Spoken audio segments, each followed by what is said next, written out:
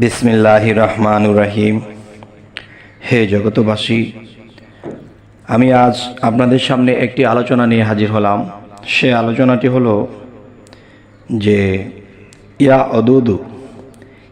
অদুদু আল্লাহর 99 নামের একটি নাম হলো ইয়া অদুদু। তাহলে এই নামটি মানুষের জীবনে অনেক কাজে লাগে। তো অনেক কাজের ফাঁকে দিয়ে জরুরি দু একটা জিনিস আপনাদের সামনে তুলে ধরব। যেমন মানুষে সাংসারিকভাবে সুখী হয়, স্বামী স্ত্রী সুখী হয় এবং সংসারে শান্তিময় হয়ে থাকতে পারে। এই জন্য আমি আপনাদের সামনে আজকে এই আল্লাহর 99 নামের অদুদু নামটি নিয়ে হাজির হইলাম।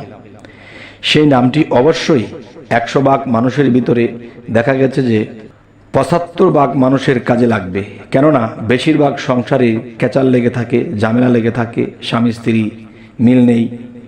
এবং যেই সংসারে স্বামী স্ত্রীর মিল নেই সেই সংসারে কখনো আয় উন্নতি হয় না, ছেলেমেয়েরা ভালো থাকে না এবং ছেলেমেয়েরাও নষ্ট হয়ে যায়। বাবা মার চরিত্র যদি ডিস্টার্ব দেখে তখন সেই ছেলেমেয়েও কিন্তু ভালো থাকে না। তাই মানুষের উপকারার্থে আমাদের এই চ্যানেলটি খোলা হয়েছে। চ্যানেলটির নাম হলো বিপদ মুক্তির পথ।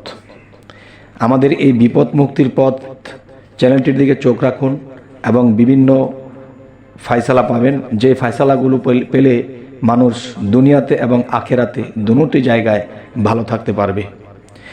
আজকের সেই কথাটি হলো যে ইয়া অদুদু নামের গুণ, বহু গুণ আছে। এর মধ্যে আমি দু একটা গুণ তুলে ধরছি। সেটি হলো যে ইয়া অদুদু নাম 100 বার পড়িয়া কোনো দ্রব্যের উপরে ফুঁক দিয়া স্বামী স্ত্রী খাইলে অবশ্যই স্বামী স্ত্রীর ভিতরে প্রেম মহব্বত জাগিবে। প্রেম মহব্বত তো জাগিবে। এর মধ্যে একটি কথা হলো যে স্ত্রী স্বামীর প্রতি তাবেদার হবে। কখন স্বামী আসবে, কখন স্বামী কোথায় আছে, সে খেয়ে আছে না খেয়ে আছে, তার প্রতি একটা প্রেমভাব সৃষ্টি হবে। তখন এরকম ভাব দেখে তখন স্বামী অবশ্যই বলবে যে হে আল্লাহ, তোমার এই 99 নামের একটি নাম ইয়া অদুদু, এই নামের গুণে আমার স্ত্রী আমাকে আগে অবহেলা করত, আগে আমাকে এটা সেটা করত, এখন দেখা যায় সে আমার জন্য ভাত নিয়ে বসে থাকে, আমি কখন আসব, আমার প্রতি তার মহব্বত সৃষ্টি হয়েছে। হে আল্লাহ, তোমার এই অদুদু নামের উপরে বিশ্বাস করেছি এবং এই নামের ফুঁক দিয়ে আমরা এই খাদ্য খেয়েছি, তখন দেখা যায় আমার স্ত্রী আমার প্রতি এত মহব্বত হয়ে গেছে। হে আল্লাহ, তোমার কাছে লাখো কোটি শুকরিয়া।